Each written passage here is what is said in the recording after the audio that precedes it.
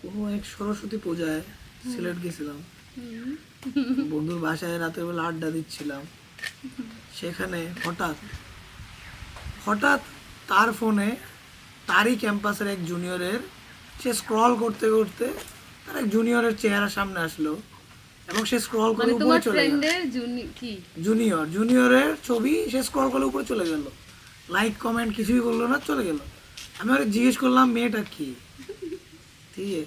তো ও বললো যে না, ও একটা খুবই জনপ্রিয় মেয়ে, সে গান গাইতে পারে, নাচতে পারে, সে প্রতিটি সাংস্কৃতিক সব কিছুর সাথে সে সংযুক্ত এবং সেই হিসেবে তারাও তাকে চিনে, সে খুবই জনপ্রিয় একজন মানুষ।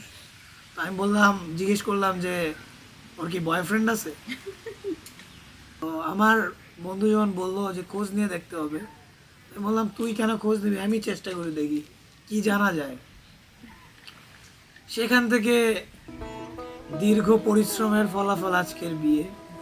এই তো সেদিন দেখেছি প্রথম, বলো এত কাছে কবে এলে মন, চাই থেকে যাও আছো যেরকম, গোটা 7 জন্মই সারাটা জীবন।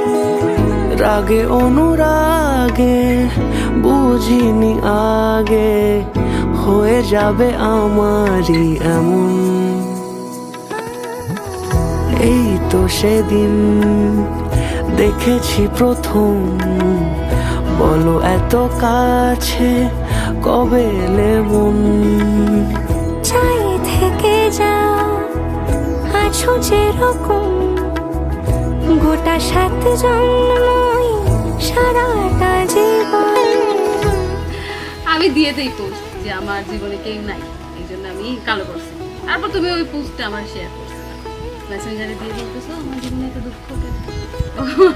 আমিও বলছিলাম যে এগুলো ফাজলাম করে দিছি, আমি মিঙ্গেল, এগুলো এমনিতেই দিছি। তারপর হইতেছে তুমি তো কনভারসেশন চালায় দিতেছো, কারণ তুমি খোঁজ নিছো যে আমি সিঙ্গেল প্রিয়। আপনারা যারা শুনতে চাচ্ছেন যে অনেক মানুষ যারা মুখে বলে যে তারা মিঙ্গেল, কিন্তু আসলে তারা মিঙ্গেল না, এদেরকে কিভাবে পটাইতে হয় সেটার জন্য আমি একটা ক্লাস শুরু করতে চাচ্ছি নতুন।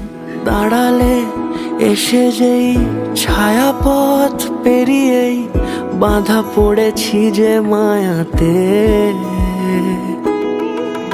যদি দাও হৃদয় একই সুর কত রং, গধূলির আলো ছায়াতে।